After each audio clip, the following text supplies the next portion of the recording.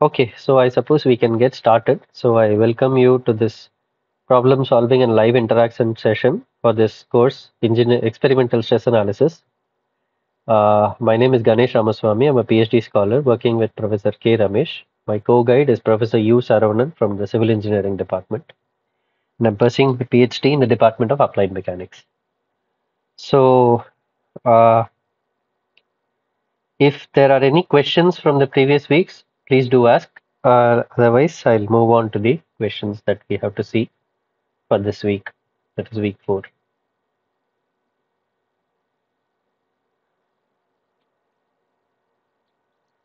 Okay, so I take it that it is clear.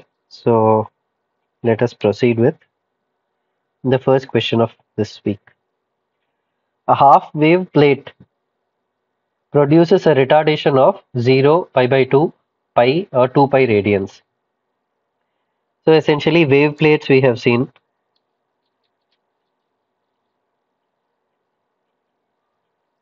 And how are wave plates different from our models?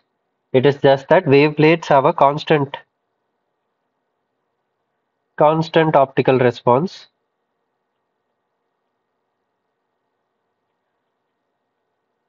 throughout the domain.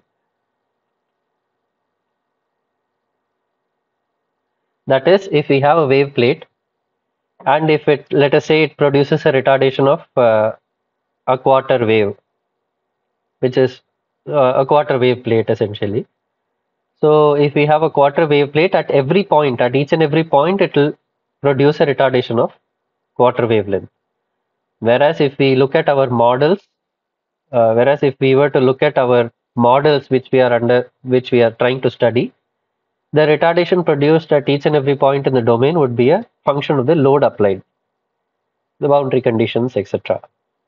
So essentially, wave plates are optical elements which are designed to produce a given retardation. So half wave plate naturally introduces retardation, retardation given by delta. This is how it is defined for the half wave plate. Is nothing but half of the wavelength, which is pi. Similarly, we can have quarter wave plates, full wave plates. Full wave plates essentially would not produce any alteration. It would just have a retardation of one full wavelength. So I take it that this is clear. Okay, let me. We study this is because in our plane polariscope or circular polariscopes, there will be different elements. Once we are able to understand those elements and we are able to characterize it, we have control over the light that impinges on the model. So whatever difference that comes about is only due to the physics of the problem that the model is exhibiting by virtue of its birefringence property, stress-induced birefringence property, which we analyze and try to make conclusions for our study. So that is the basis behind studying this. Okay, let us look at this question. The assertion is that the total fringe order is always positive in photoelasticity. Reason: the term involving principal stress difference is always positive in stress optic law. Both are false, both are true, but it's not the correct explanation for the assertion, or the reason is correct. Any takers for this? I'll just get the color code also just to emphasize on this question's point. Yeah, I suppose there was some answer. B. B is the correct explanation for A. Yes, exactly. So if we see now that we have also seen the stress optic law. So the stress optics law goes this way, is NF sigma by T or H, however you want to name it. This is basically the thickness of the model. This is called the material stress fringe value N is the fringe order. Fringe order is nothing but normalized retardation, delta. Delta, we normalize it by the total wavelength, and we get a number, dimensionless number. And on the left side, of course, we have sigma 1 minus sigma 2. Now, this essentially implies that sigma 1 minus sigma 2 would have to be negative in order for n to be negative, because others are positive quantities.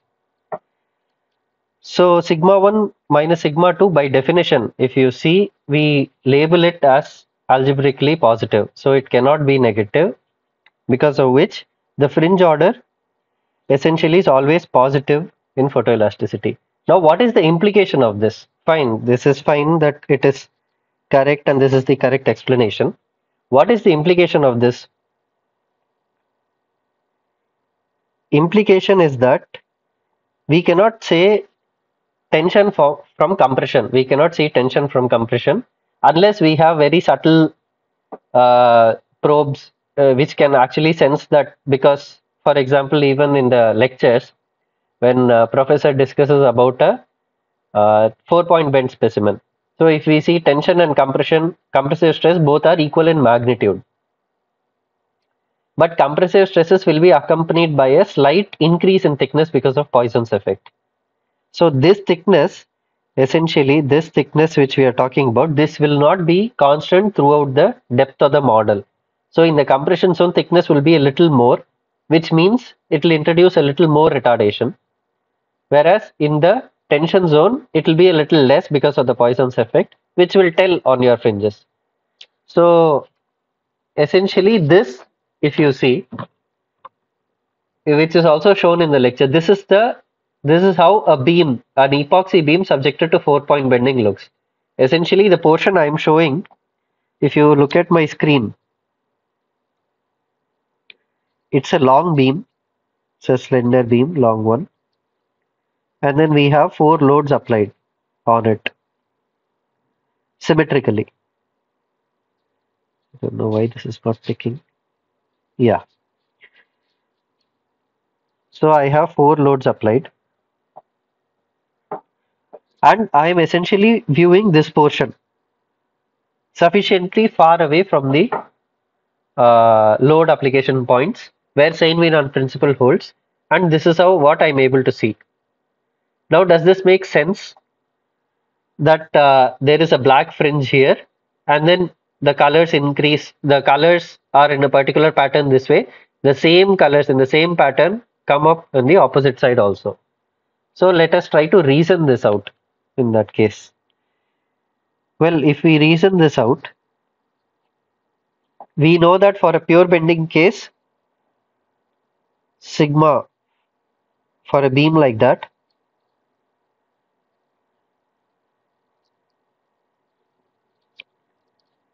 where we have 4 loads, let this be P.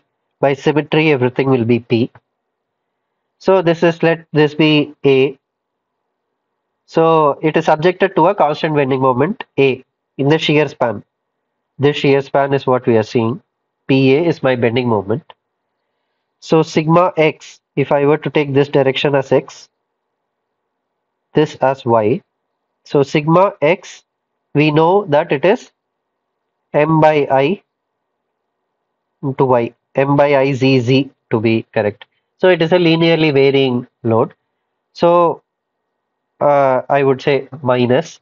So when we have a positive bending moment, when y is positive, the sigma x will be compressive, just to be consistent with our sign convention. So our variation is essentially like that. Along the depth, I have a positive stress, I have an equal amount of negative stress. So this is my tension, let us say, this is my compression. Both are of the same magnitude, which is nothing but m by z, z being the section modulus. And we can see that sigma y is anyway absent throughout the depth, in which case these become the principal stresses. So sigma x minus 0 is n F sigma by T. So sigma x, we know the variation. So I can write it as minus m by I zz to y is n F sigma by T.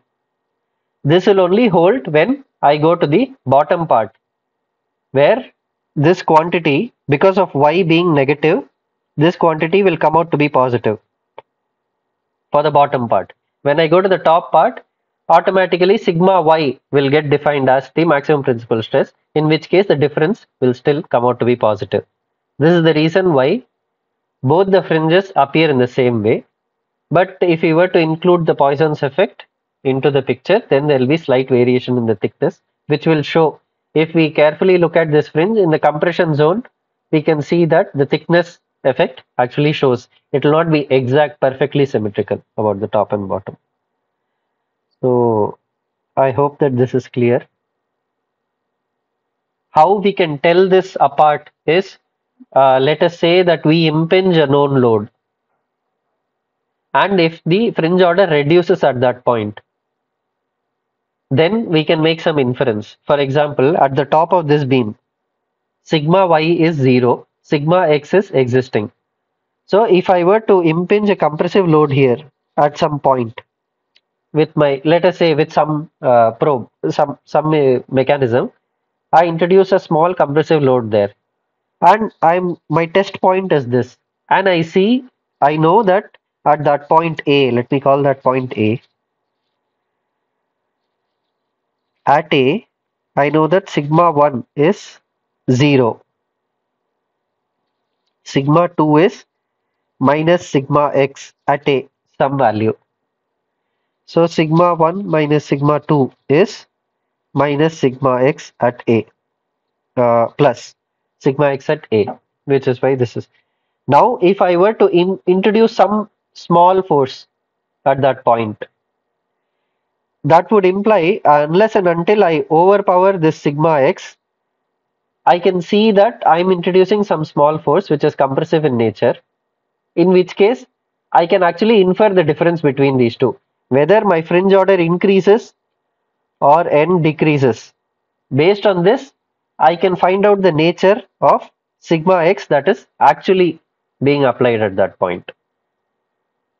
So I hope this point is clear. This is just one way to find out what the fringe order is at a point. This will be discussed in detail in the later parts, later sections of the course also. But just that I wanted to emphasize on the point, what is the implication of having the fringe order to be positive in photoelasticity. So I hope this is clear.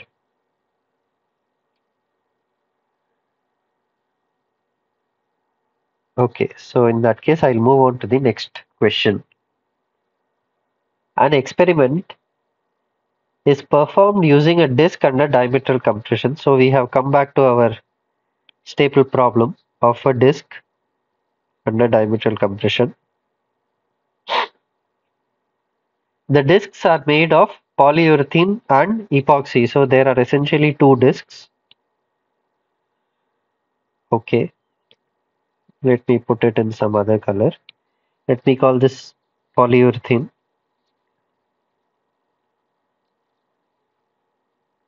and let this be epoxy. Okay.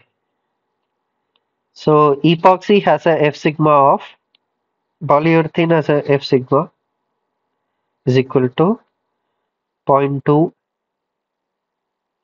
Newton per mm per fringe, and epoxy has an F sigma of 12.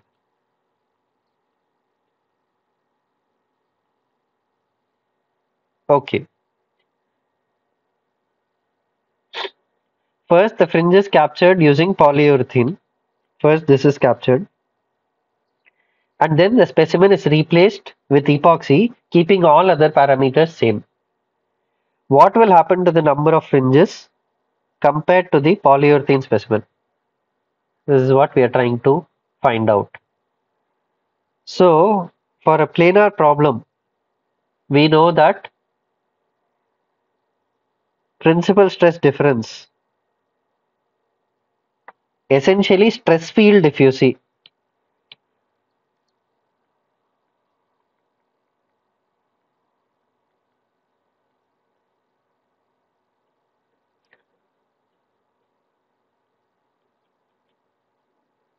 Stress fields are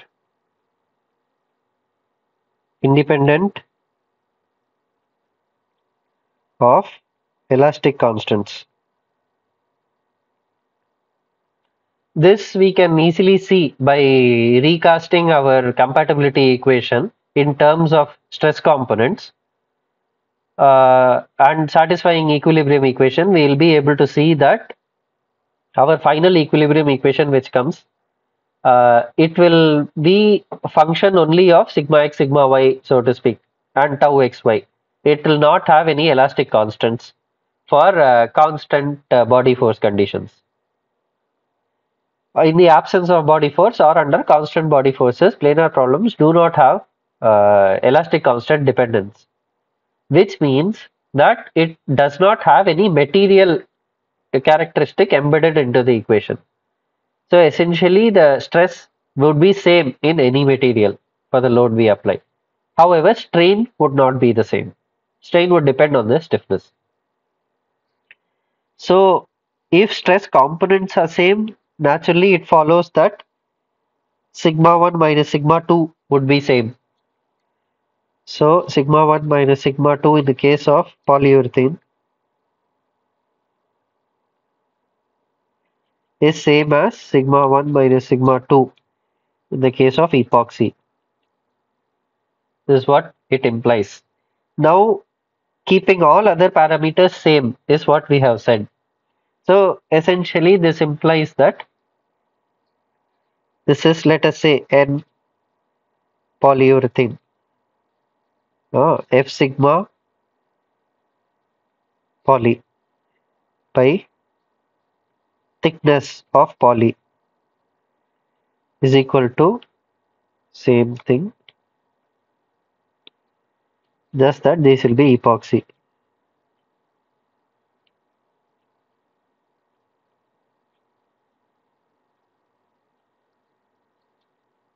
Now we are keeping all the parameters that matter same, which implies that this and this, the thickness is same.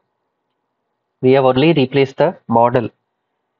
So if we were to see what the fringes in epoxy would be, N in epoxy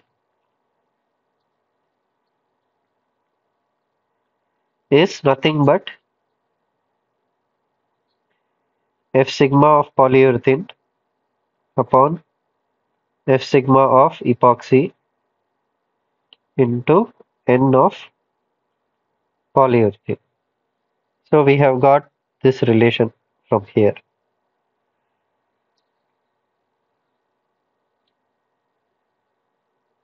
Yeah, I'm sorry. 1 minute.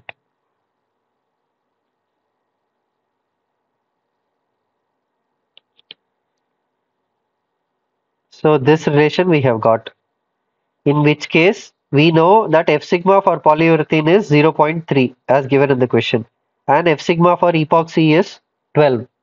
So essentially this ratio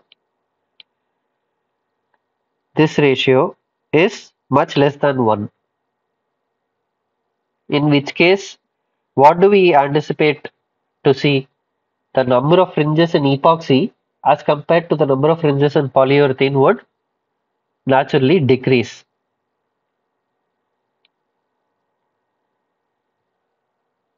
So I hope that this is clear. What this means, actually, polyurethane is a very, very soft material. It's a rubber kind of material, and it is very highly photoelastically sensitive. So even if you were to hold a long polyurethane bar, by virtue of its self weight itself, it will form some fringes. If you were to pinch it slightly on the border and see in a in a polariscope, you'll be able to see fringes. Whereas the same is not true of epoxy. You'll have to apply load using some mechanism in order to see some fringes. So for the same load, what it means is, let us say I'm able to press the disc with some load. Let us say I'm able to apply 1 kg of 1 kgf load. If I apply it on polyurethane, I'll be able to see many fringes. The same load, I take an epoxy disc and I apply, although the stress is same, although sigma 1 minus sigma 2 is same, I will not be able to see discernible response because of the difference in its F sigma. Here itself we can see that 12 by zero point 0.2, it is around 60 times. So the response of polyurethane is 60 times that of epoxy. So I will have to apply 60 times the load in order to get the same fringes. But that won't mean that the stresses would be same. So I hope that this is clear. If there are any questions, please do ask. Yeah, actually, okay, let me take the stress tensor. For planar stresses, sigma x, sigma y, and tau xy,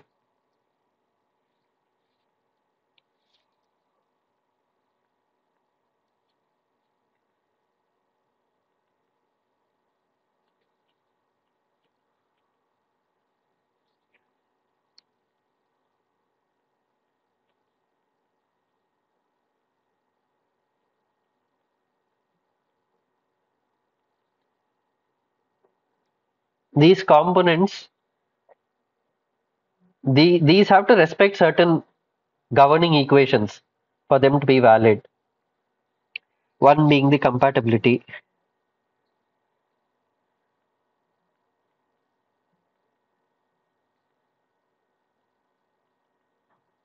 Then we have our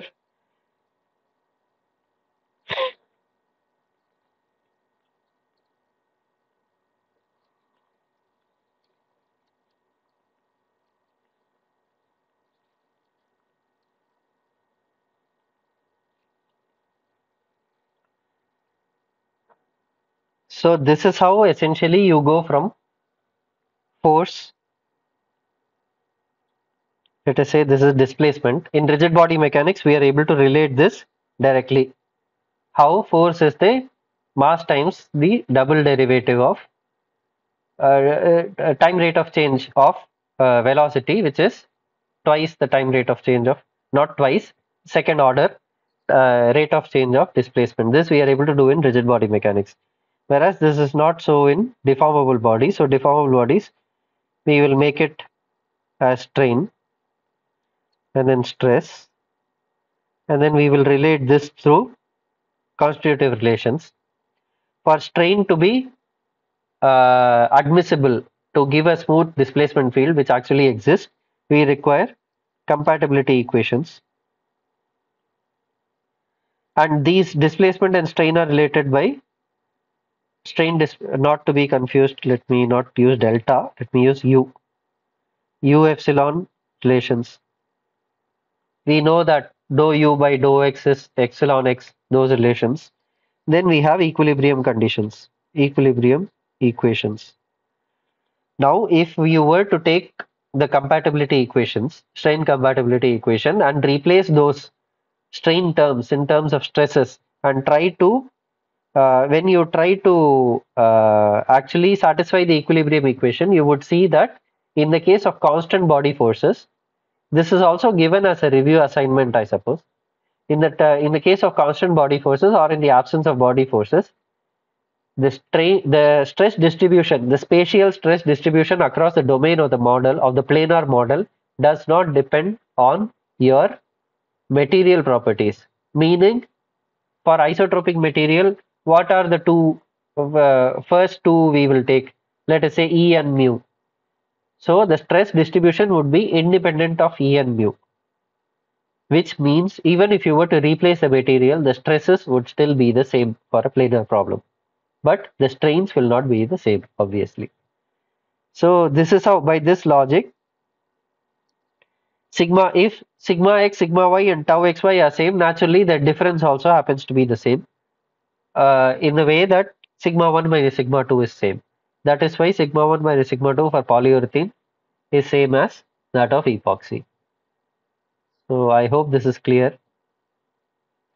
If there are any follow-up questions, please ask. This you can actually substitute and see for yourself what happens in the case of 2D and 3D condition. And I'm sure that this was also given as a assignment, some review assignment somewhere down the line.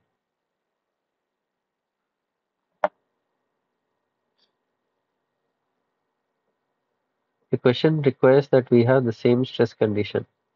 Same stress condition.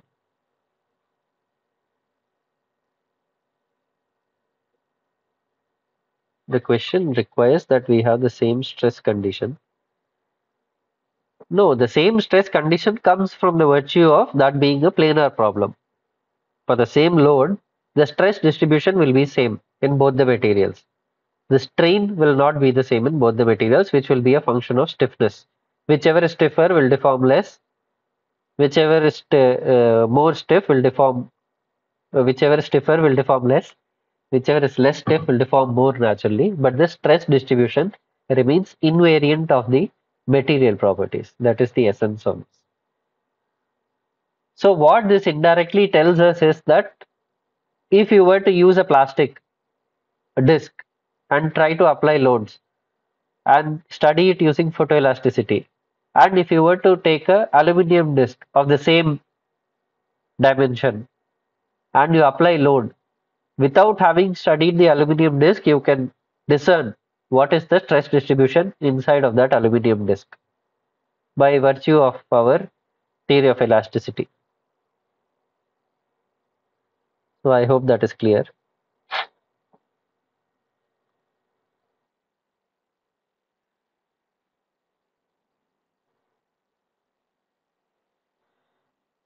Yes, for planar problem, stress state in the material which has to respect the equilibrium equation becomes invariant of the material properties.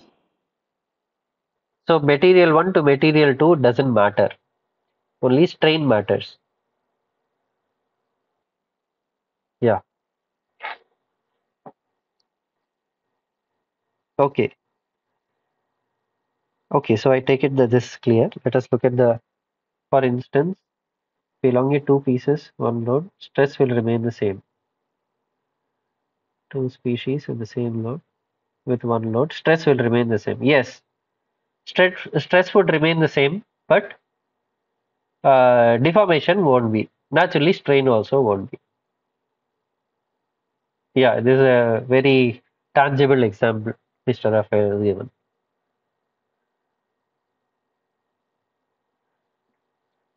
Okay, so in an isoclinic fringe, what happens? The principal stress difference is constant. The individual stress components are constant. Magnitude and direction of principal stresses are the same. Only the direction of the principal stresses are the same. This, in fact, we have discussed it multiple times.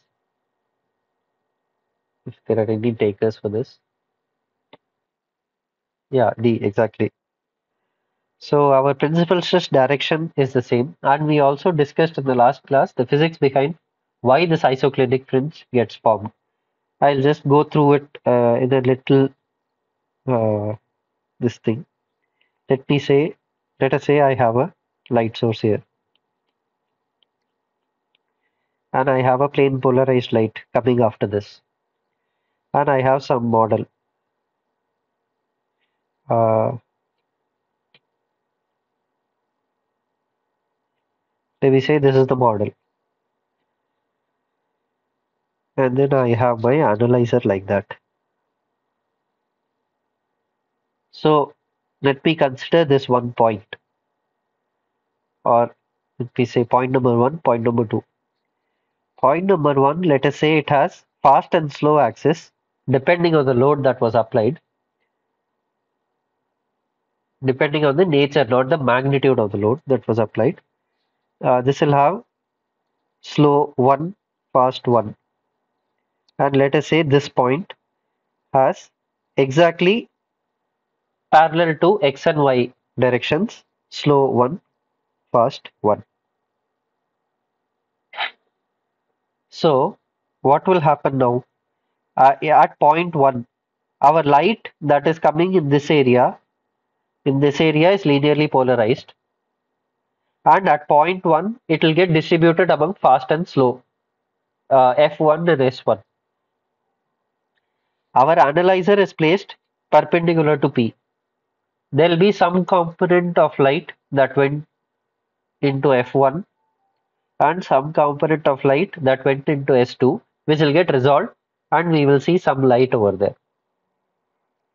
Now if you were to consider point 2, we can see that this is the principal stress orientation at that point, which in fact happens to be parallel to our coordinate system. So at point 2, our entire linearly polarized light after P passes unaltered from F1, nothing into F2, and our analyzer faithfully cuts it off. So essentially at point 2 we will see a dark fringe. If I were to draw it, let us say the isoclinic passes like that.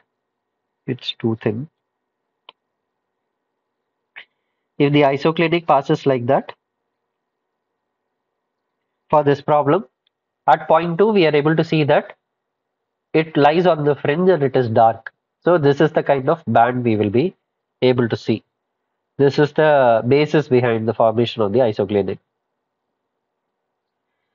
So if there are any questions here, please ask.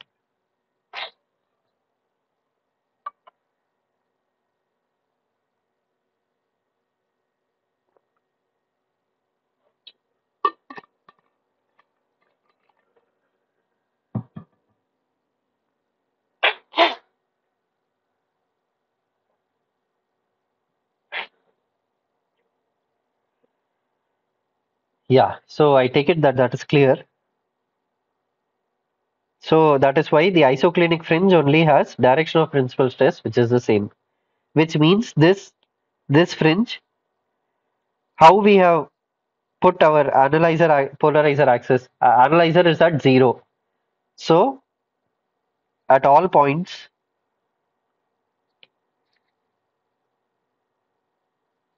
at all points on this black fringe, dark fringe, theta p, which is the principal stress direction, is 0, 90. That is, one is 0. We know principal stress directions are mutually perpendicular. So one will be 0, one will be 90. Which pertains to 0 and which pertains to 90? It's a big question in digital photoelasticity, because inverse tan function is a multi-valued function. So this leads to the generation of some ambiguous zones where theta p might be belonging to sigma 1 and suddenly it will show a pi jump. So there are many algorithms developed to solve this issue. Many papers have been published by our professor also, Professor K. Ramesh also, on this. So anyway, this is how the isoclinic fringe gets formed. Okay, so let us move on to the next question. Identify the correct representation of a retarder in matrix form by Jones calculus. Delta being the retardation introduced, and theta is the angle between the between the slow axis and the horizontal direction. So if we were to take a model, or let us say if we were to take any optical element, it would essentially introduce a retardation and a rotation. Rotation by virtue of keeping your light source about the fast and slow axis of that at some angle, and the retardation by virtue of its thickness and absorbing dichroic properties and all that. So if we were to impinge some light, let us say this has a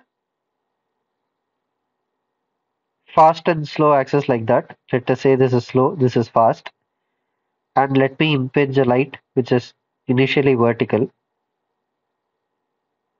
So let me call this theta. This also becomes theta. So initially, if my light is something, let me call some light, some vector v, it will get resolved into the fast and slow axis, and then there will be a retardation introduced into these light vectors by virtue of the light traveling through the optical element. and towards the end we rotate it back to our original basis in order for us to make any interpretation. So essentially, this is nothing but we know our rotation matrix cos sine minus sine cos. This matrix operated to any vector will rotate the vector by clockwise by anti-clockwise by theta, and we take it that our reference of slow axis is with respect to the horizontal, which is termed to be theta. And then we have the retarder. Retardation we will split equally among the fast and slow axis, and we are taking only resolved components along fast and slow axis, which are mutually perpendicular. So this is what it is: I del theta 0 0 e power I delta by 2, and we will have the same matrix but its inverse. So essentially it would be the same here.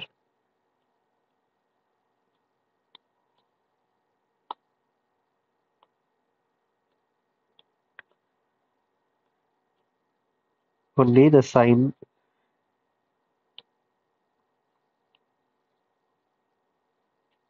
would be negative here. So if you were to multiply it out, it will be, I won't multiply it out, I'm just cos minus sine, sine cos. So it will be what? Cos delta by 2 minus I sine delta by 2, 0, 0, delta by 2 plus I sine delta by 2 into again this cos sine minus sine cos. So if you multiply this out, it will give you the standard retardation matrix, which will come, 1 minute, which will come out to be,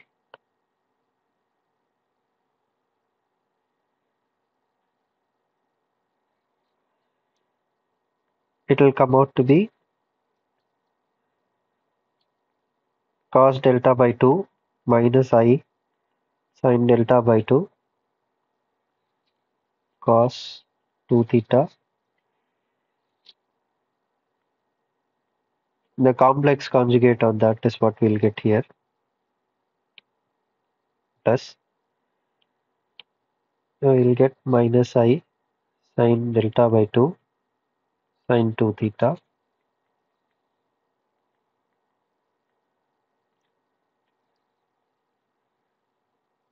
So once we have derived this by multiplication, now we can handle any optical element which introduces said retardation, and we impinge the light at some particular angle theta to its slow axis, our datum being the horizontal. Then we know how the exit light would be. So from the options we can see that uh, this has cos, this is not the one, this plus, this is not the one.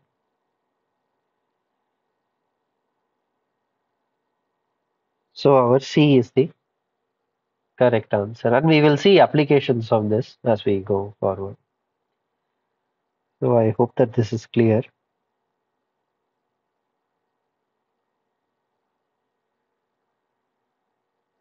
Okay. The polarizer is as shown in the figure can be represented by Jones calculus as which of the following? So our basis vectors are x and y. After this we know that we will have a light passing like that. So essentially our light vector is vertical. So what is the unit vector in the vertical direction? It is nothing but 0 and 1. That is 0 ex plus, or rather I will just say our light vector will be 1 j cap, which is nothing but 0, 1. If we were to take the analyzer to 0, like how we place cross to the polarizer, then our analyzer light vector will be 1 I cap, which is nothing but 1 0.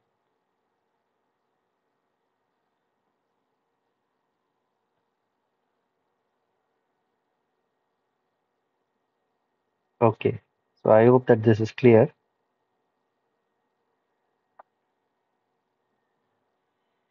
Identify the correct matrix representation of a quarter wave plate whose slow axis is at 135 degree with the reference x using Jones calculus.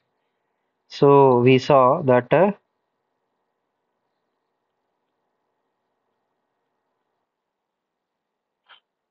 yes, which one?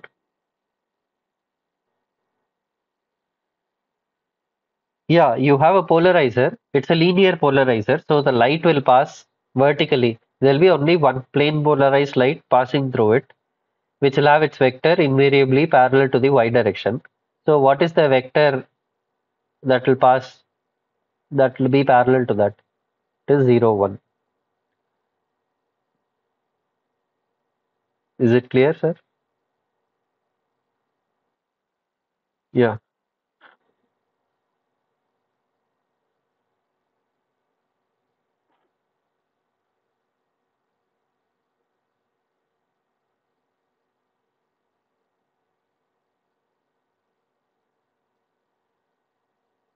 What is the doubt here? You can just, I'll try to elaborate more then if it is not clear.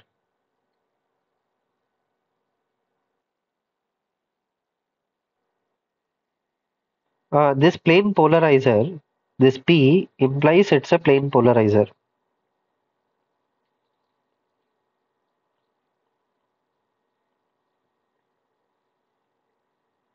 What this says is, if I have a light source, I'll have, as it is shown in the lecture also, I will have light vectors of different magnitudes and different orientations. So this is completely unpolarized light.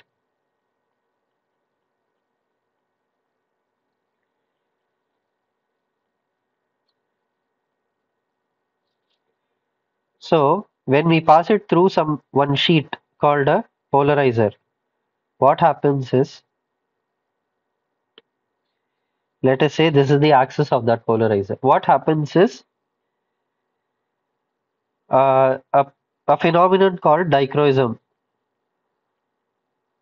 takes place where the the light that impinges on it from the back, it will get split into two perpendicular components, out of which one will get absorbed and the other one would be transmitted. This absorption transmission ratio, it essentially varies from depending on the type of polarizer that we are purchasing. Generally, we will see that this will come with a specification of transmission. So there will be polarizers which will say 50% transmission. So if you impinge a light, unpolarized light on that, at least 50% of it would get transmitted in one direction, and it will totally cut out the light in the other direction. So after this, if I have my light like that, after this I will have my light only like that. So only one plane polarized light will be passing. The question asks, what is the vector representing that plane polarized light? It is nothing but our basis vectors are given x and y. So it will be nothing but 0, 1. Is it clear, sir? Okay. Okay.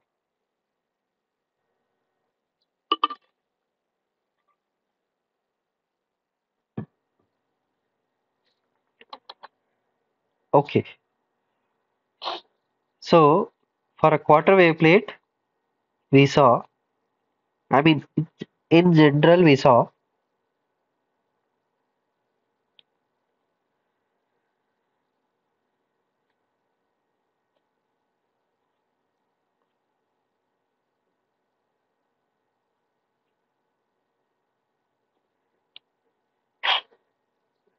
Now theta, it is to be noted.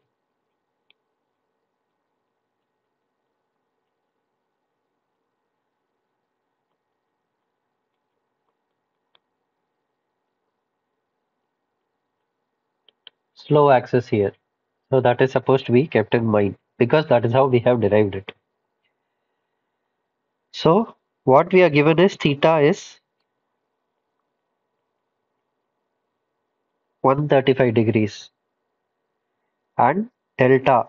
Essentially, any optical element, it will introduce a rotation and a retardation. Either one could be zero or the other could be zero or both could be non-zero. So our delta is quarter wavelength pi by 2. So it is just a matter of substitution. So why don't we substitute?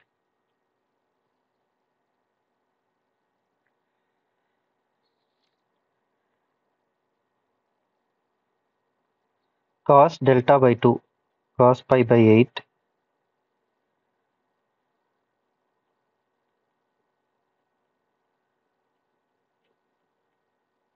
I should, uh, okay, let me put it at this 3 pi by 4. Okay, because we should be consistent. If we are going in radians, then we should go in radians all the way.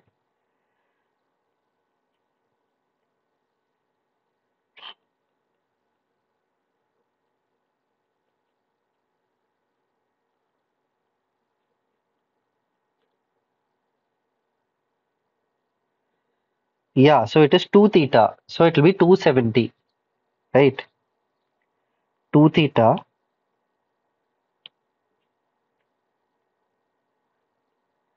is 270 degrees, which is nothing but 3 pi by 2. So it won't be 3 pi by 4, it will be 3 pi by 2.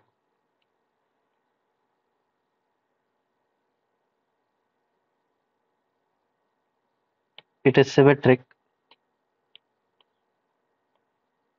and it is just the conjugate of this here.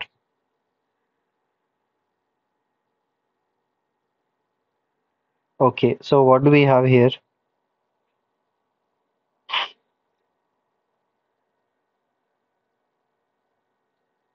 Delta by 2 is won't be 8. Pi by 2 by 2. So it is pi by 4. Same is the case with this. Pi by 4.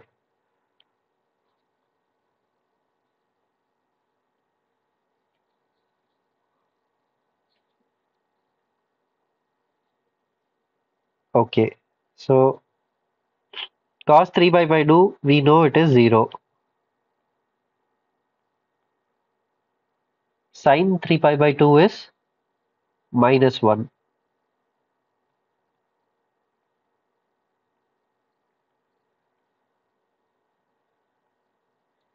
And cos pi by 4 and sin pi by 4 are same. So it is nothing but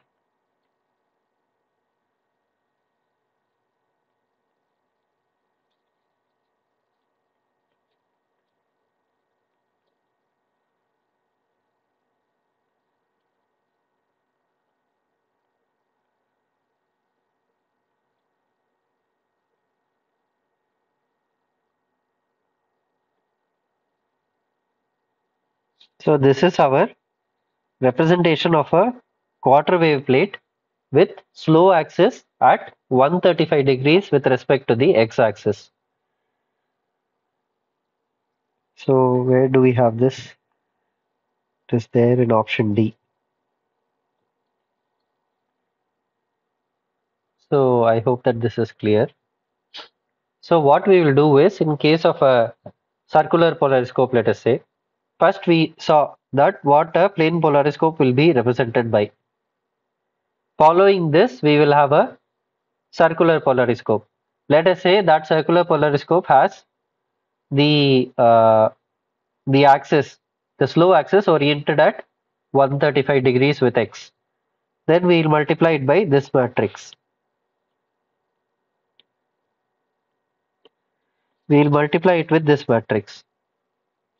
Then you have a model which has an unknown retardation and unknown uh, rotation that it has introduced. Following this, you have a quarter wave plate which will be crossed with the first quarter wave plate. So if the first one is at 135, second one will be at 45. So we will have to derive the same. Yeah, Mr. Rajamanan, you have any question? Yeah, then, yeah, okay. Could you, yeah, thanks. So once you have the second quarter wave plate, which is crossed with the first, crossed meaning kept at 90 degrees, this quarter wave plate will have a matrix representation again, which you can derive, and then you will have a analyzer. We already saw that analyzer can be represented like that because we are keeping it parallel to the x-axis, and our polarizer is represented by that. So we have one analyzer, then a quarter wave plate, then a second quarter wave plate, and an analyzer, and a model in between with unknown theta and unknown delta, which can be represented using Jones calculus by this. When we do that and we multiply everything out and we see what the final product is, it will give us what each and every point in the domain is doing to delta and theta with respect to the model. So I hope that that is clear. If there are any questions, please do ask.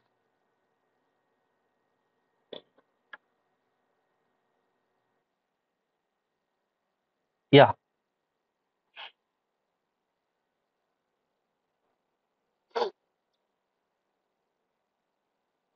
yes, yes, exactly. So it is essentially we are collating what the effect of each and every optical element is by just multiplying the vector on the left side to the vector that we are getting from the right.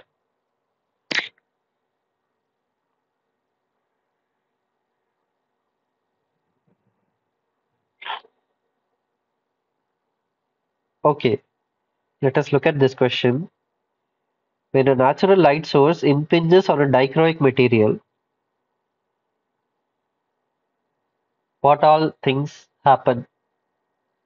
It absorbs light polarized in all directions.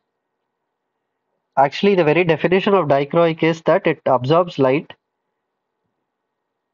more strongly in one direction as compared to the other direction, which is at right angles. If second were to hold true, then third cannot be true. It produces a plane polarized light, yes. It produces two refracted rays within the material, yes, and out of which one gets absorbed.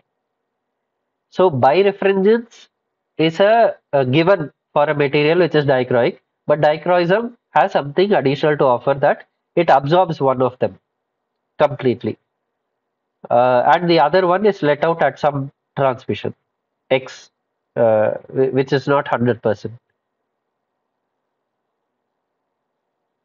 So I hope that this is clear.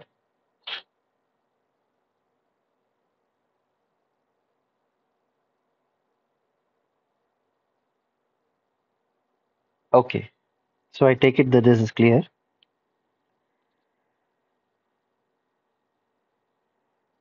So essentially our linear polarizers, if you see, they are made of a dichroic material. It is not natural dichroic material, it is manufactured. It is also discussed in the lecture. When you have a sheet of polyvinyl chloride, you pull it, it essentially becomes birefringent, and then you coat it or you dope it with some chemicals like iodine, which helps it absorb light in one direction stronger than the other, thus making it dichroic, which happens to be a linear polarizer.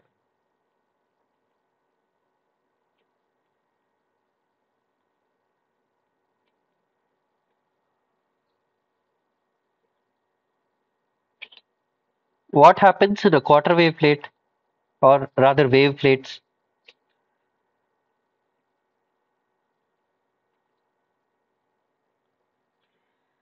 We will set a thickness.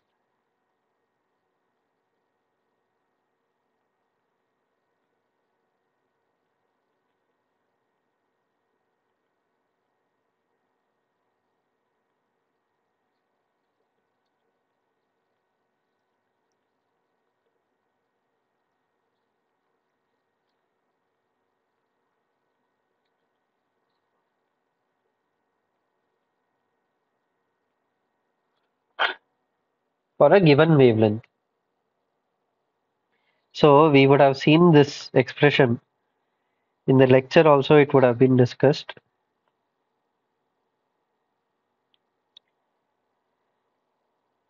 Delta is 2 pi h by lambda into n1 minus n2. So once we know this, for a given light, for a given light, if we want the optical element to produce quarter wave retardation, then what should be the h we should have for that material? What should be the thickness of that material uh, so that it produces a said retardation for a given wavelength for the material property which has sig n1 minus n2 as its characteristic. So can we see any anomaly here? What happens when we use white light or something like that? Let us say that I produce a quarter wave plate, that is delta is pi by 2, pi by 4. Yeah, I'm sorry, pi by 2. For lambda is 589.2 nanometer, whatever, for some given wavelength. Then is there any problem by using this in a circular polariscope arrangement with different lights? We can see that delta is a function of lambda. So it would introduce pi by 4, pi by 2 retardation for that particular wavelength only. If we were to impinge the model with wavelength that is different from this, then the retardation also might not be accurately pi by 4, pi by 2. But now the technology has improved, and they are also providing something called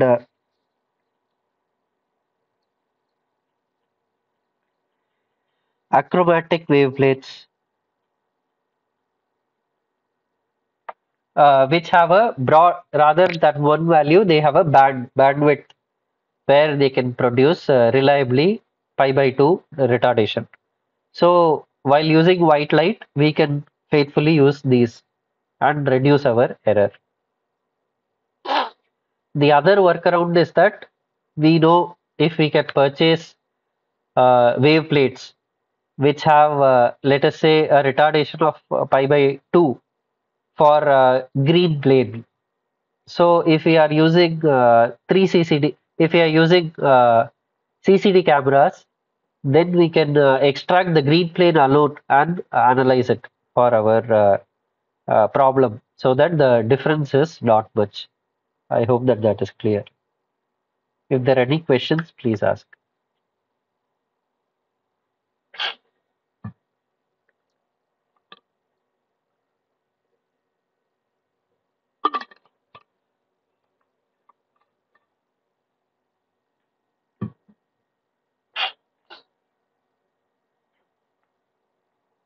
Okay, so I take it that this is clear. Let us move on to this question. The intensity of light coming out of a generic plane polariscope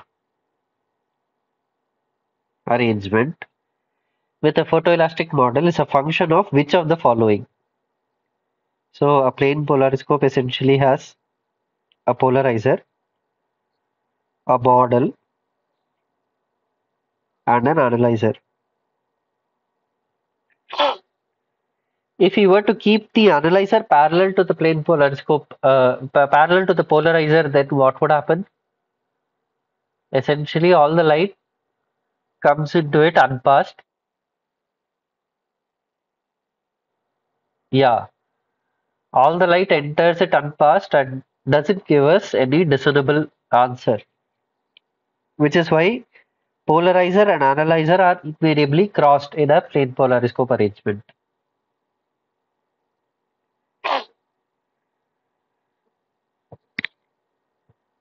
So if we see fringes here, what could that be a function of?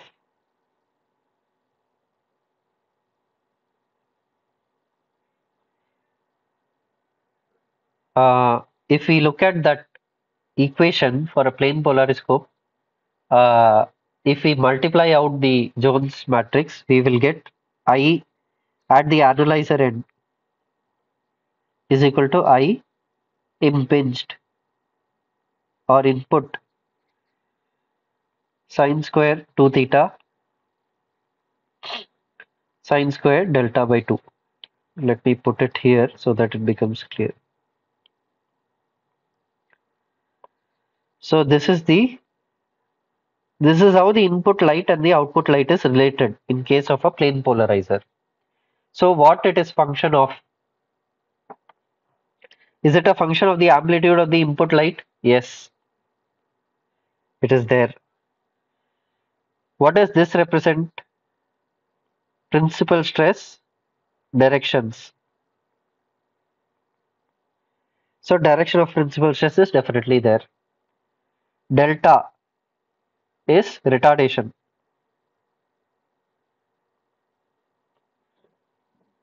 Retardation is definitely there. Is it related to the difference in principal stresses? Since we are talking about a photoelastic model, we know that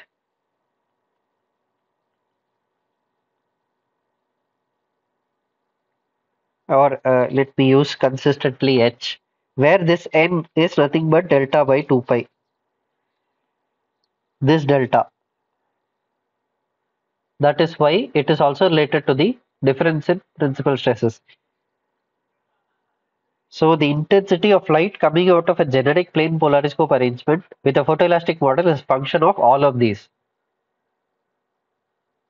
Is it clear? If there are any questions, please ask.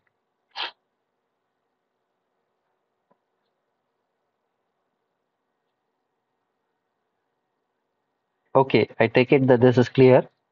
If you multiply out the matrices, you would be seeing that this is the expression you would be getting for a plane polariscope.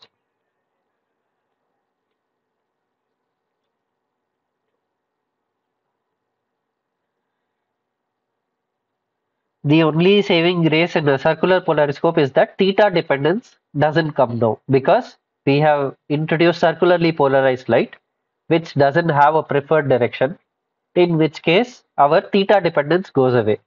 So our analyzer intensity would be nothing but I input into sine square delta by 2 for one arrangement. It could be cos square delta by 2 for the other. Because it's circular polariscope, it is possible for us to place analyzer parallel to the polarizer and still get discernible response. Whereas that is not possible in case of a plane polariscope. So essentially, plane polariscope has only one arrangement where you will have a polarizer at some angle and analyzer at an angle crossed with it, that is at 90 degrees. Okay.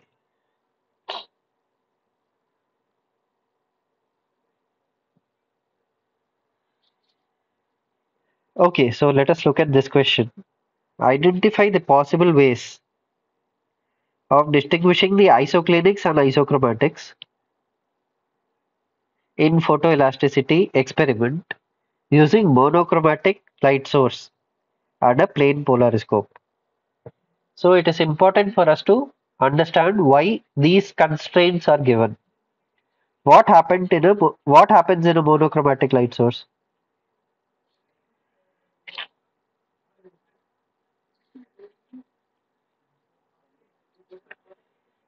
This is a constant wavelength. We just now saw that I in a plane polariscope is I input sine square 2 theta. In case of circular, which will be starting next week, it is input. This is one of them. There will be more expressions, but this is one of them. So we can see that it is both the output light is definitely a function of delta. Now, when can the light be zero?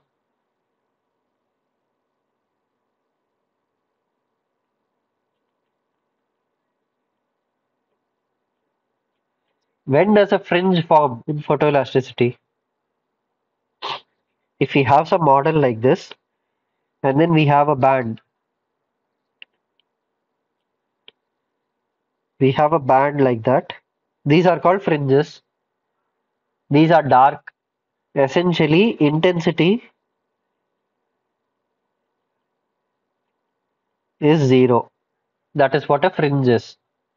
In the middle of this band, there will be one line where intensity is completely zero. Others will have a slight variation, but we may not be able to capture it, so we see them as bands.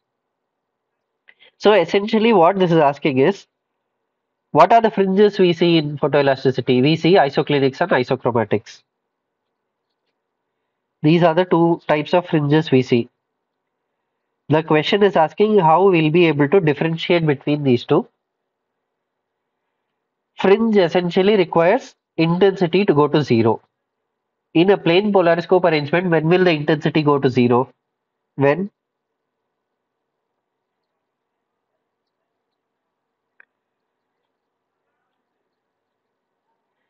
let me just rewrite this and elaborate on this a little bit so that it becomes clear.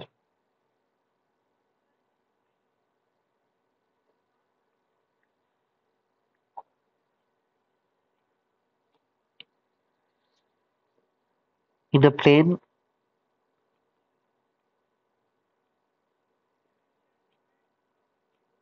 arrangement, intensity equal to zero implies it is a fringe.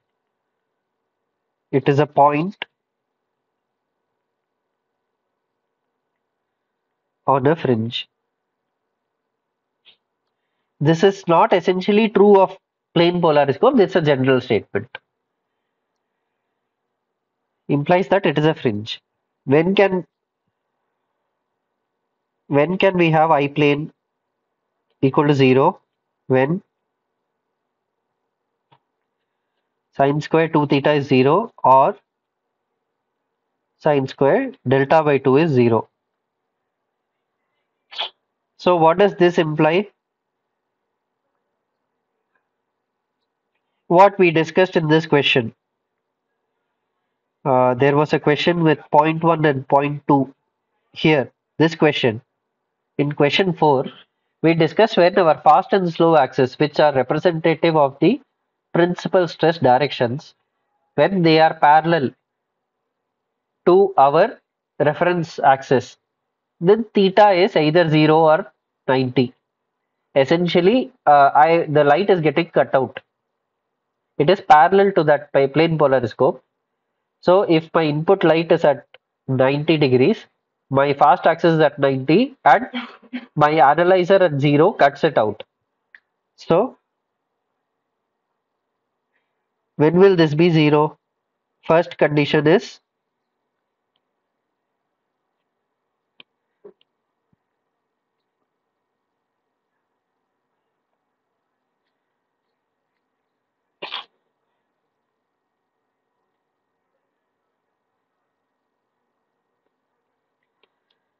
fast and slow axis that are parallel and perpendicular.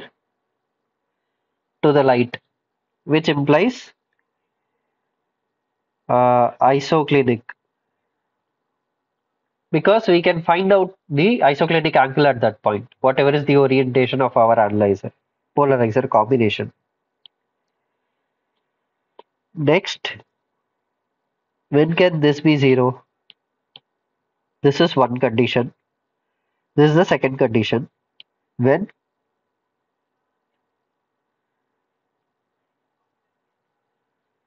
is some multiple of pi. What this implies is if delta is pi, 2 pi, 3 pi, or so on, when it is a integer multiple of pi, intensity will go to zero. This is isochromatic.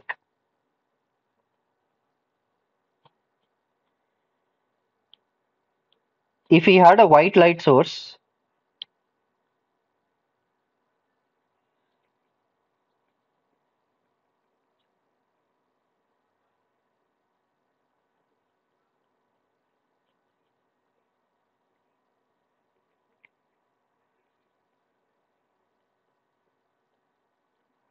so we can see that this will show as different colors, because essentially one color, one wavelength is getting cut out. So this will form some kind of a an interaction, and what you would see towards the end is one color being cut out, and we will see colored fringes. But this only happens when you have polychromatic light, meaning white light. If the question says that you have only a monochromatic light, so essentially you would be seeing fringes when delta equal to pi, delta equal to 2 pi, delta equal to 3 pi. Everywhere there will be bands, but they will be dark. You cannot tell one from the other. So in such a case, the question is asking, how will you differentiate between isoclinics and isochromatics? With this background, can anybody take a shot at this? How we'll be able to see?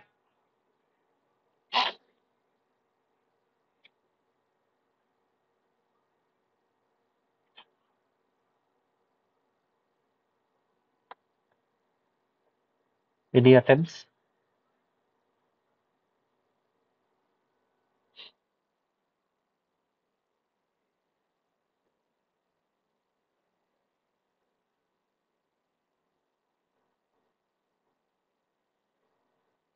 Okay,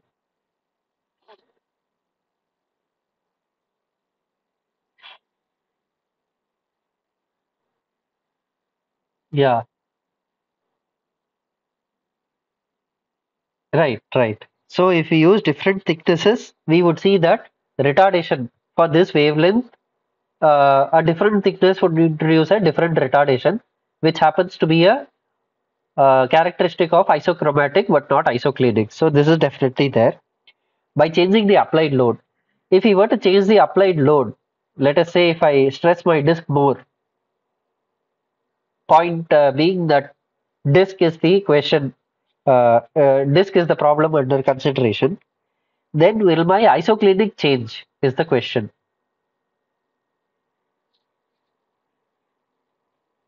Isochromatics will definitely change because stress magnitudes change. So stress, principal stress difference also accordingly changes. But will isoclinics change?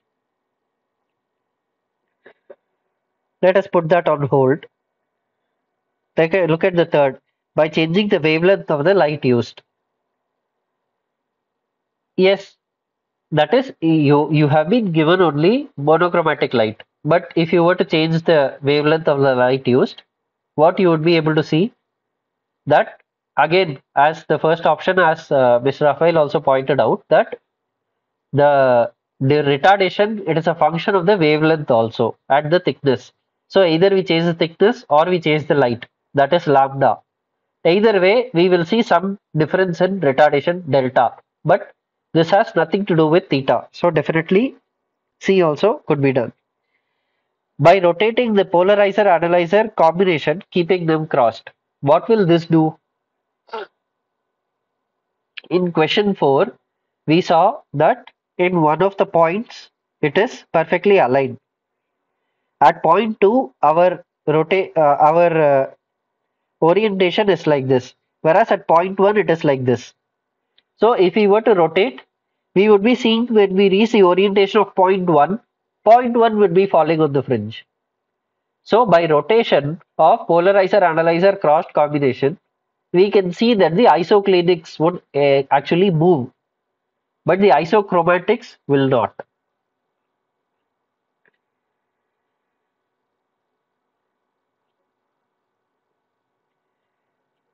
So here, to be written there,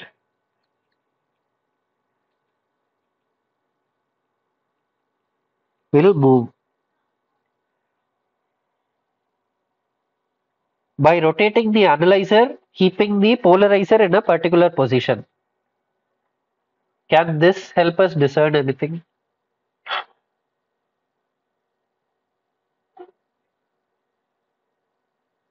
So then we will have to work this out. We will see that when we keep our analyzer polarizer combination parallel, then there is no light that is being cut out. Everything is being coming to us, with which we will not be able to discern much.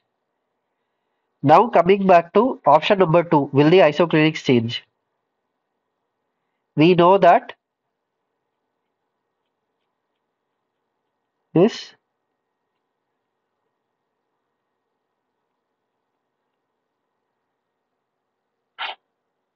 So essentially, if we were to increase the load, considering linear response, all these things would linearly get scaled, in which case your theta p does not change. So this essentially tests our fundamentals on solid mechanics also. So with the help of this background, we will be able to discern whether our this thing is valid or not. With this, we will be able to differentiate whether it's an isoclinic fringe or a isochromatic fringe given monochromatic light. So D is definitely true. So I hope that this is clear. If there are any questions, please ask.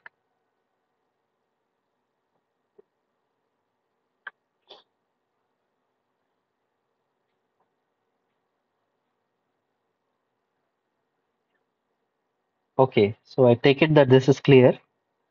Let us move on to the next question. In an experiment of a disk under diametral compression,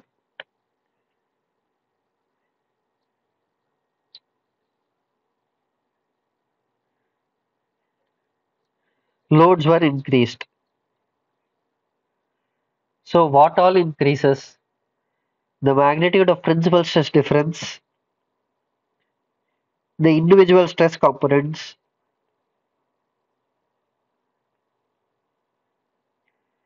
the principal stress direction, the value of in-plane shear stresses. Which of these increase? Essentially, that is what is asked. We know that if we increase the load, this would definitely increase. It is just a subset of that. So this would also increase. If these two get increased, then it will get reflected in this difference also by some other scale. Theta p remains unaffected as we saw in the previous question. So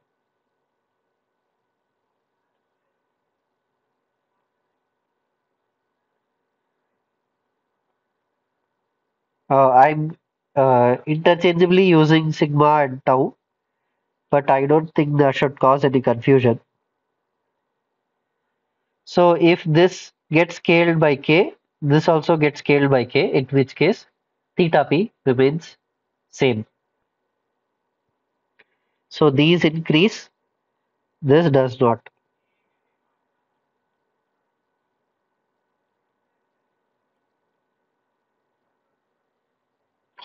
This is invariant of the load.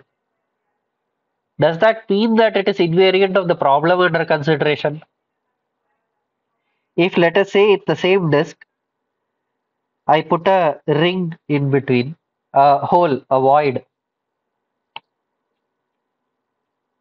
If I put a void, I say that tau x and tau this thing is still the same. Can I say that theta p remains invariant from problem to problem?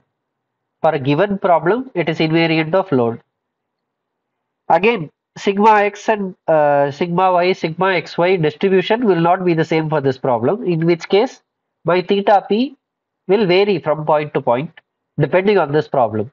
After once that is established, if I increase the load, I won't see any change in theta p.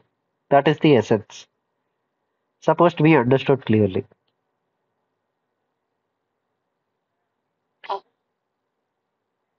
Okay, so if there are any questions, please ask.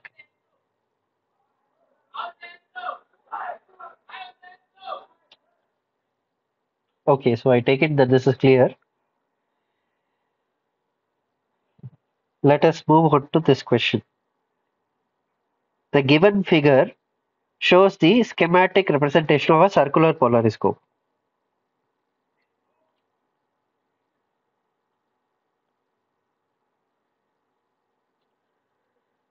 So what is a circular polariscope? The Jones matrix, if we were to write, this is the model, this is a specimen.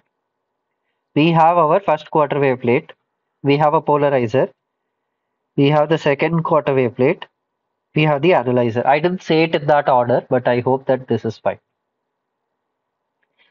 So what is the output light? Is what is my question. My input light I can see is 0, 1. After the polarizer, it becomes 0, 1. Then I have my quarter wave plate where I hope you are able to see that this is the slow axis, this is the fast axis, and the slow axis with respect to x, the slow axis is at 135 degrees for the first quarter wave plate. And we saw how can this be represented as a matrix. Based on Jones calculus, we saw it can be represented as 1 I 1. Yes, please.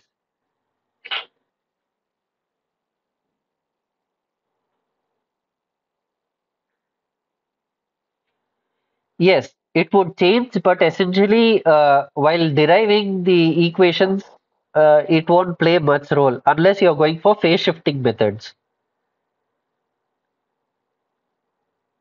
Because of the hand, yeah, because of the handed, yeah, matrix won't change. One being, essentially, one being ahead of the other is what is deciding the handedness. This would affect your results when you are going for techniques like phase shifting. But otherwise speaking, either way, on absolute terms, the matrix still remains the same. So that doesn't get affected. Yeah. Then we have our model. Uh, Let me just copy that 1 minute. Yeah.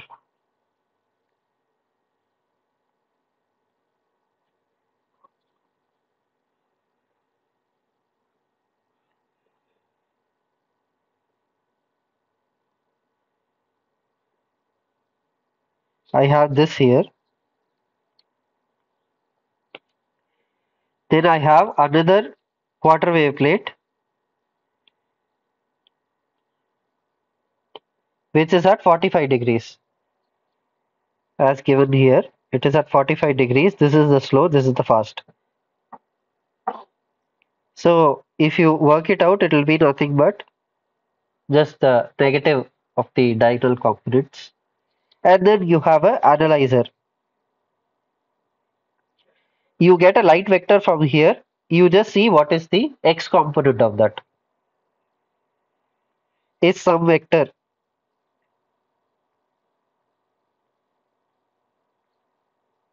And we are interested in seeing what is Ex. Because after the analyzer, only Ex will be seen. So if we see what this equation will come out to is, if we cross multiply, will come out to be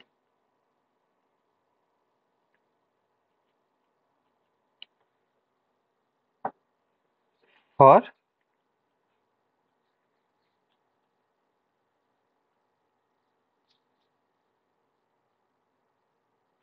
dark field arrangement. Dark field arrangement meaning analyzer is at 0 degree here.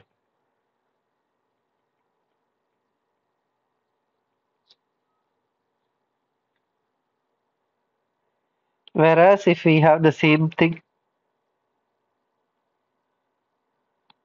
and the analyzer were to be kept like that,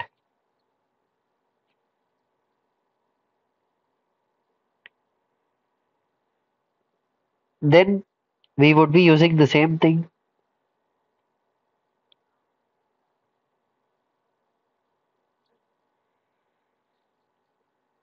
The key difference being we will not be considering the EX component, we will be considering the EY component.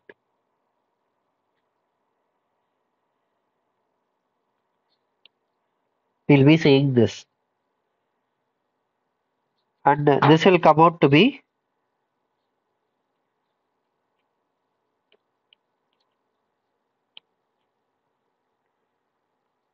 and this is called bright field arrangement.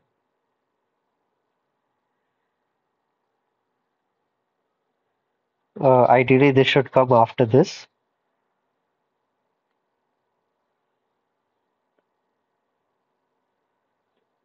So what have we done in a circular polariscope arrangement? By looking at these expressions, we are able to see that we have got rid of theta dependence. So we will not be seeing any isoclinics. We will be seeing only isochromatics. So this is a way to differentiate the two. Now this makes the question, are there any arrangements where we can see only isoclinics? There isn't one. So we have to make do with other means to discern between the two. Okay, with this background, let us address these questions. The expression of the output intensity for the given arrangement. Delta is the retardation introduced, theta is the angle between the slow axis of the model and the horizontal direction, which is why we took this matrix, because this is consistent with that definition. This is essentially the model. Polarizer, quarter wave plate 1, this is the specimen or the model, whatever we call it. This is quarter wave plate 2, and this is the analyzer, what we see at the end. So the expression for the output intensity of light, which is given by the arrangement that is given, not with this pink line, with the arrangement that is given. What is the expression is what is asked. We know that it's a dark field arrangement, which will come out to be IA sine square delta by 2. IA being the input light intensity. So I would encourage you to multiply this out and try it once for yourself so that things become clear. So this is a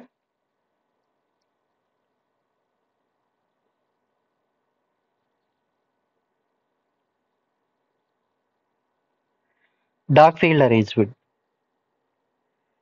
Find the output intensity of light transmitted at a point where delta is pi by 4. Let the input intensity be 255 units. So essentially we are seeing this model, this specimen. Which one?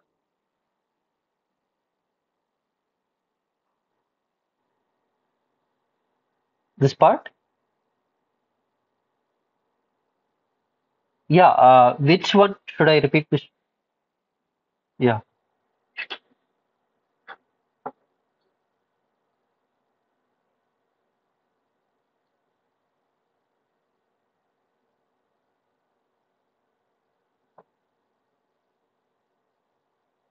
Okay, while you get back, I'll just finish this up. Now we are given IA as 255 units, and at some point in that domain, at some point, delta introduced because of the stresses applied, because of the loads applied, whatever be the load, is pi by 4 radians. What will be the output is what is asked. It is 255.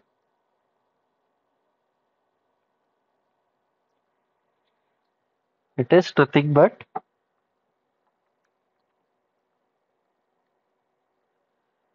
sine pi by 8, sine square pi by 8 into 255. This comes to around 38, 37, 38 units.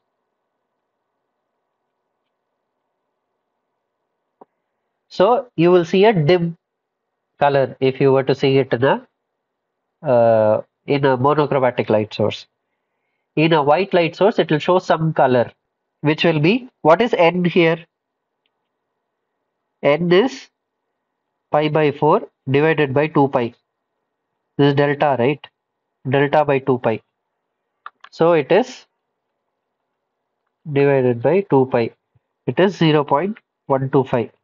Whatever uh, color that corresponds to a fringe order of 0.125 in a standard calibration table such as this that was prepared for epoxy, that is the color you will see at that point because of a retardation of pi by 4 radians.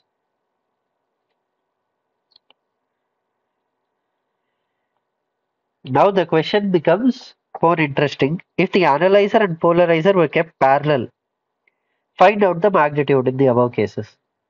We saw that this is nothing but a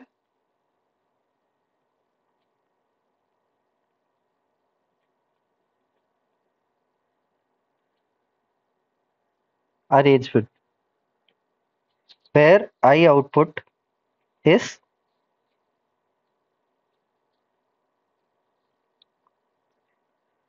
cos square delta by 2. So what would this be?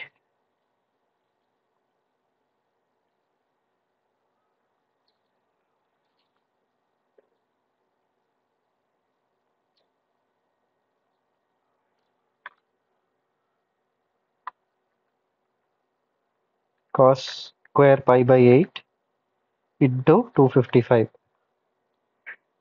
218 units nearly. So not much change as compared to the background light.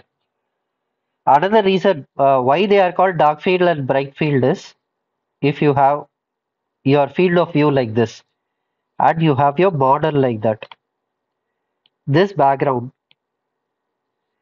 this background will be dark in case of dark field polariscope because other than the model, all other light is getting cut out. This will be dark.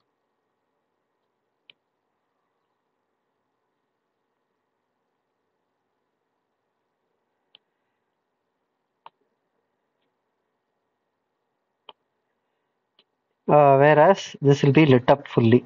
I didn't have copied it, but okay.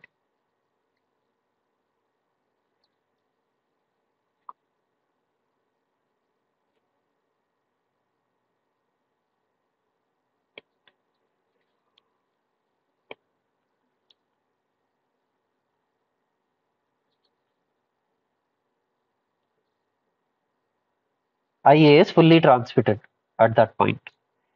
So this is bright field.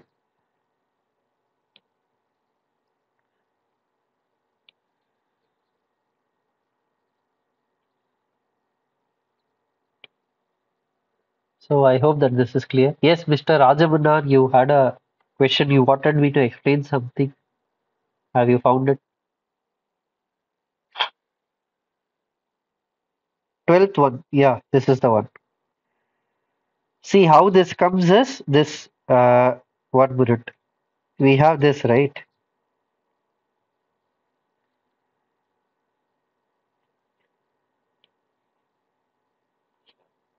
It will come from here.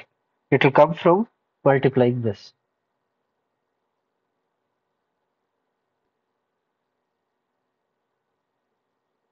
Is it clear, sir?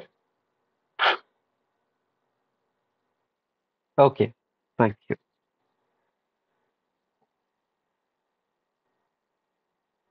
Okay. Yeah, so let us look at this question. Two discs made of epoxy and polycarbonate. Again, we have a two-disc question.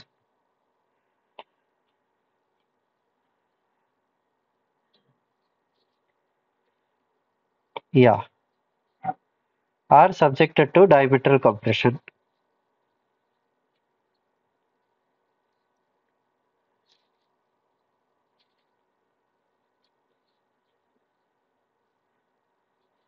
So F sigma here is 12.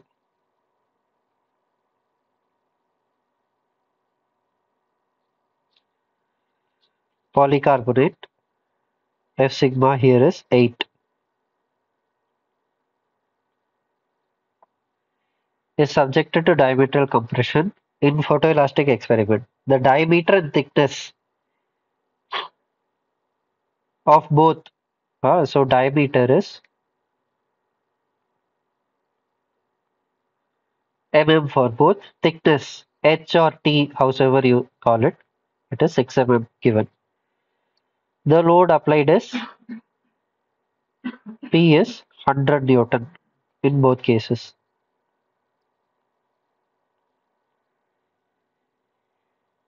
Identify the correct statements regarding the various aspects of boundary of the disk under diametral compression.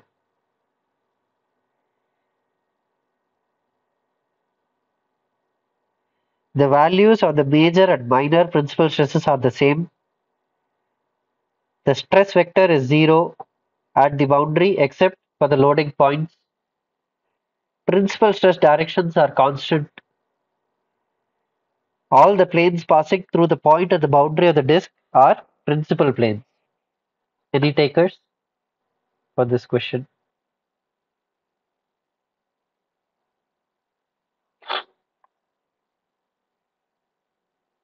Yeah.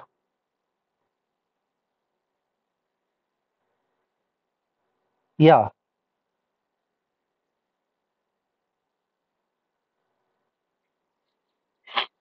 Yes. Yes, please. What is the question? Okay. Okay.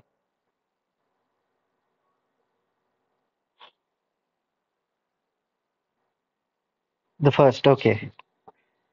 The values of the major and minor principal stresses are the same.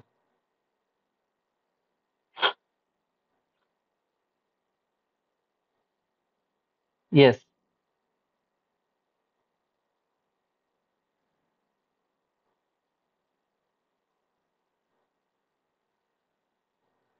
Yeah. Okay. First one is fine. Second one, let us look at the second one first. Stress vector at the boundary. Let me take a disk, a generic one. Stress vector at the boundary is 0 except for the loading points. Okay. So we have an answer that B is wrong. Let us see why he thinks that. Now I have the loading points like that. At this point, if I were to draw the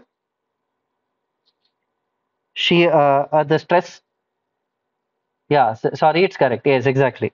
So if we were to draw the stress element, we would see that this is the phase which we are seeing. All this goes with the, so this is the phase that is exposed, and this is traction free. What does this imply? At this phase, traction is 0. Stress vector is 0. So in the polar coordinates, what all we can conclude to be 0? in the plane polar coordinates. Sigma rr is 0 and sigma r theta is 0.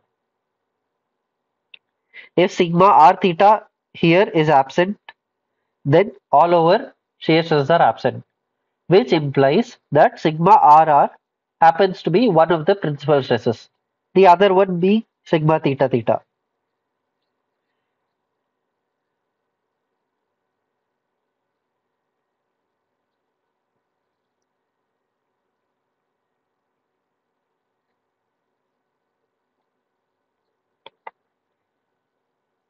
So stress vector is 0 because this is a free surface except for the loading points.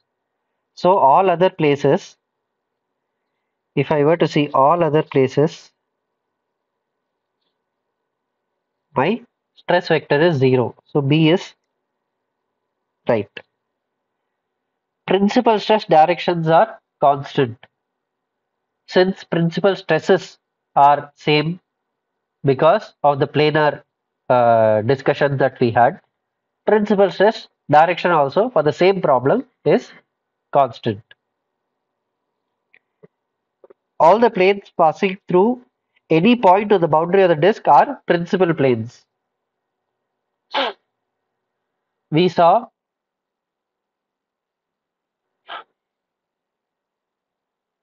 yeah, they should have been qualified. Exactly. They should have been qualified a little more.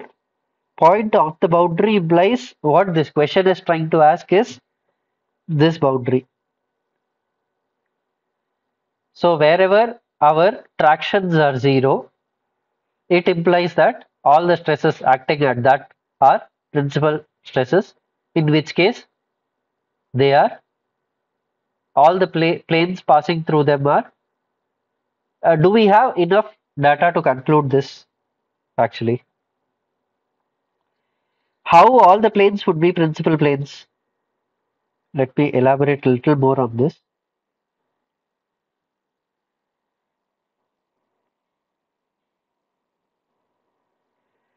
Okay.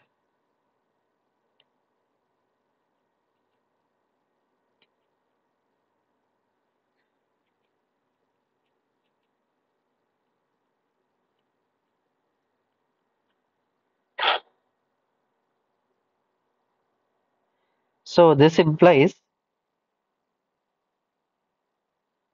yeah, exactly. So this implies that sigma 1 minus sigma 2 for any orientation, this holds. So if you were to see, for example, as he said, a hydrostatic case where the principal stresses are equal. In such a case, you cannot discern what theta is. Essentially, all planes become principal planes. Shear stress being 0 implies that the normal stresses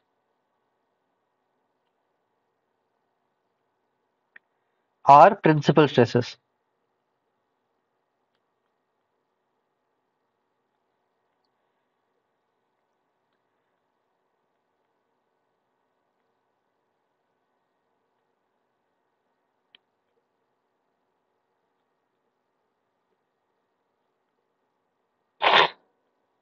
Imply that all planes are principal planes.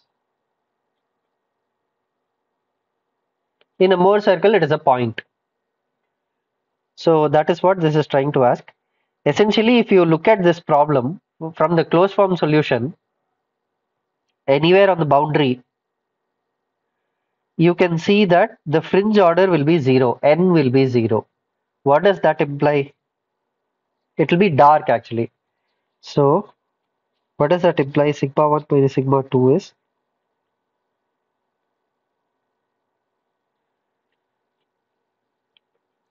implies sigma 1 equal to sigma 2.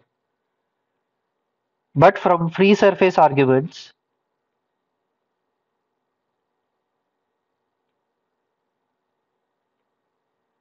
we already know that Sigma RR is one of the principal stresses and it happens to be 0. This implies that sigma theta theta is also 0 for this case, which happens to be a hydrostatic sort of a condition because both the principal stresses are absent. So essentially N0 at boundaries.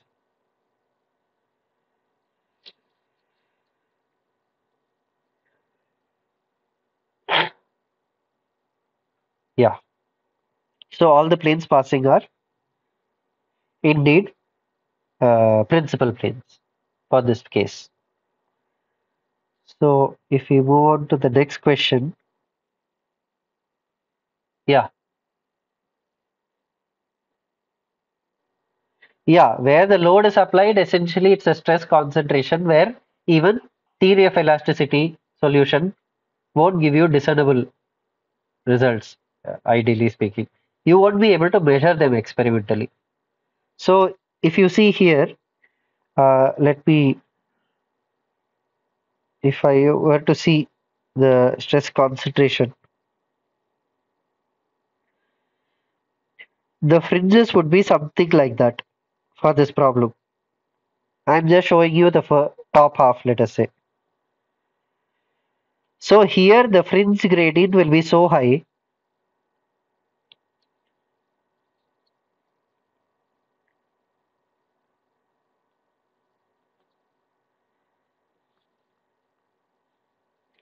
fringe gradient will be too high for you to discern between one or the next fringe.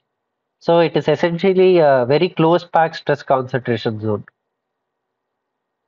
So not much can be concluded about that zone except that it is a stress concentration. Essentially everything shoots up, so we can't say what it is. It is beyond the purview. Is it clear, sir? Yeah, yeah. Okay. The fringe order at the boundary of the disk is 0. This begs the question,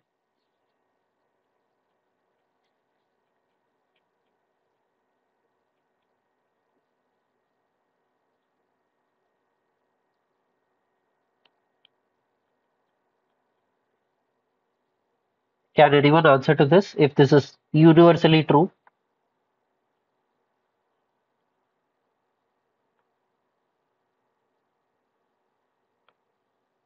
One being a free surface, does that qualify that it will always have a fringe order equal to 0?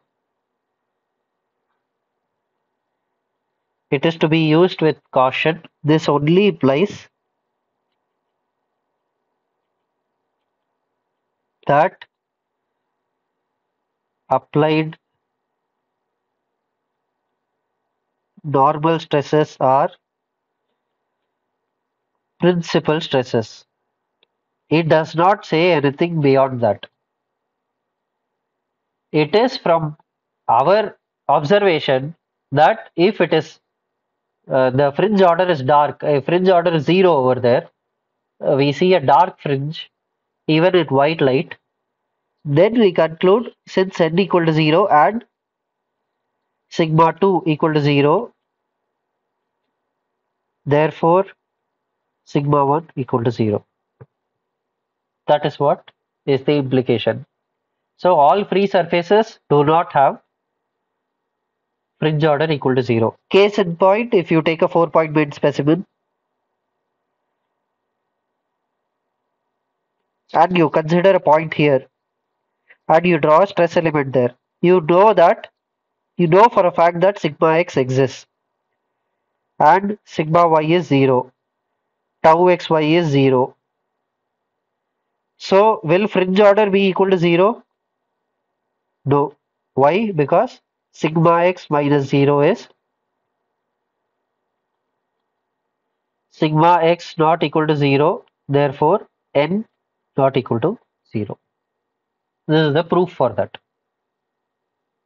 Okay. So I hope that this is clear. Let us look at this last question also. think this is the last, yeah. If the fringe order at a particular point in the epoxy is 1.5, N in epoxy is 1.5, it is given. What would be the fringe order at the same point in the polycarbonate disc?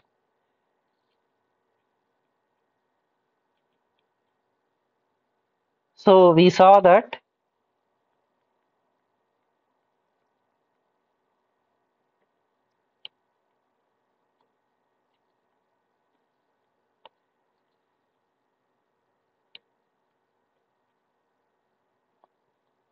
having the same thickness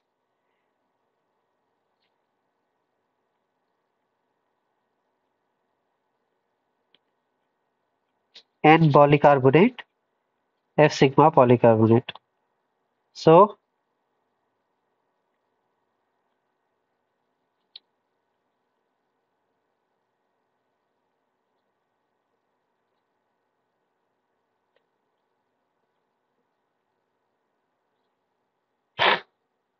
it is given for epoxy it is 12, polycarbonate it is 8 into 1.5. So we would essentially see a fringe order which is 1.5 times of 1.5, which is 2.25. This is nothing but your fringe order in your polycarbonate specimen. So I hope that this is clear. So today we discussed about stress optic law, how to apply that, and then about retarder plates, wave plates, Jones calculus, meaning the matrix representation of optical elements in a polariscope. And we saw that it can become very easy to analyze plane polariscope and circular polariscope using matrix representations. So if there are any questions, please ask. Uh, Today somehow we pulled through, and I mean, fortunately, I didn't run out of questions, and I hope that I did some justice to the material. And if there are any remnant doubts, you please feel free to ask now, or you could also raise it up in the forum. I'll be posting this video by tonight or tomorrow, that you can take a look, and if you have any questions, you can take it from there. Okay, so other than that, if there are any questions, please ask. Otherwise, we can call it a day. Yeah, yes, sir.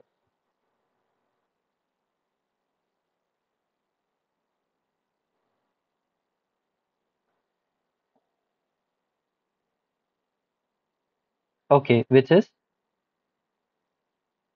question number 4.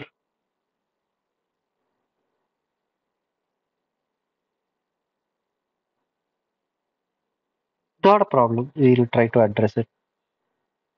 Okay,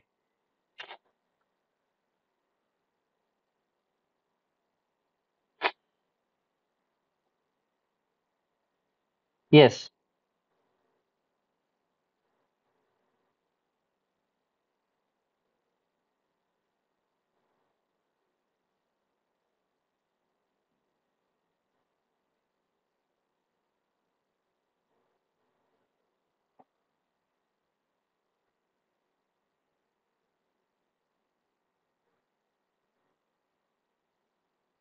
Yeah, yeah, sure. Not a problem.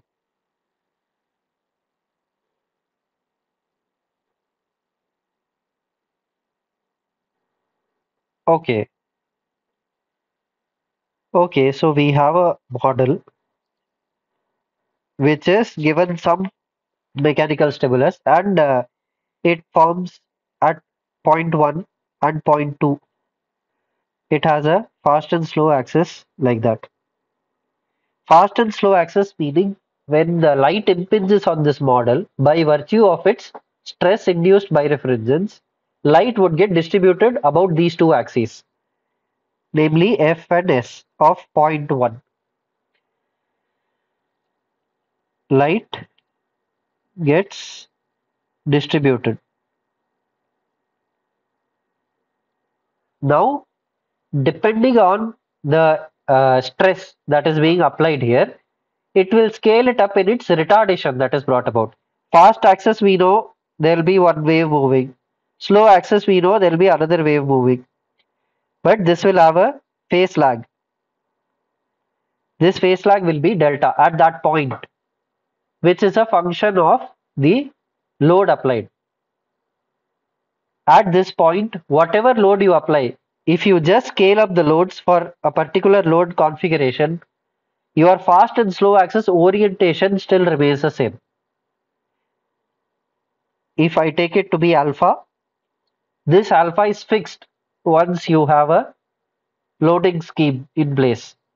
No matter how much you scale up the loads, this will still hold while we are in the linear elastic region. Now, once this happens, what is the other parameter that can change? The retardation. This can change. If I have P1 load applied, let us say it brings about a retardation of, let us say, why not call it 3 pi by 2 radians, okay, at that point for P1. This means n would be 3 pi by 2, 2 pi, 0.75. So for load, when I apply load P1, at that point, I would see a color that corresponds to 0.75 fringe order. That color table first I will have to develop for this material.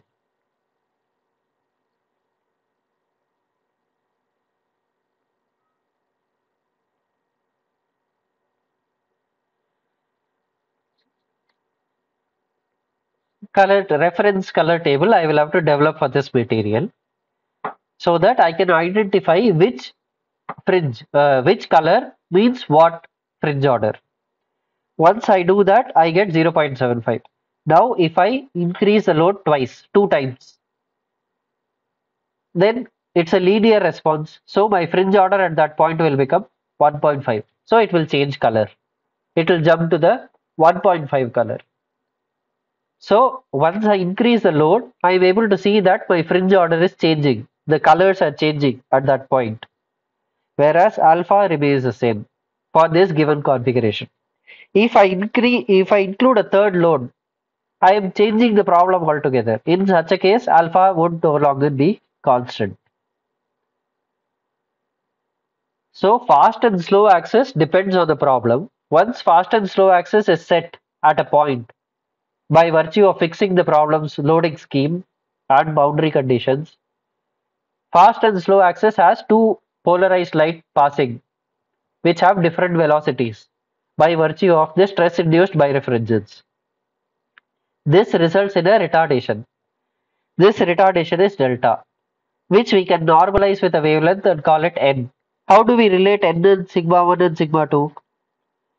N f sigma by t. This contains delta, this contains f and s, orientation and distribution. This is due to load. Uh, is it clear, sir? Yeah, okay. 13, 1, 3.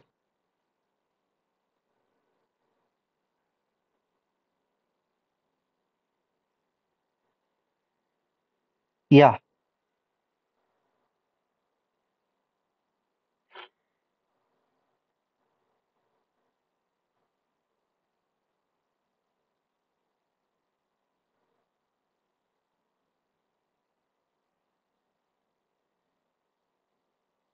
okay, okay.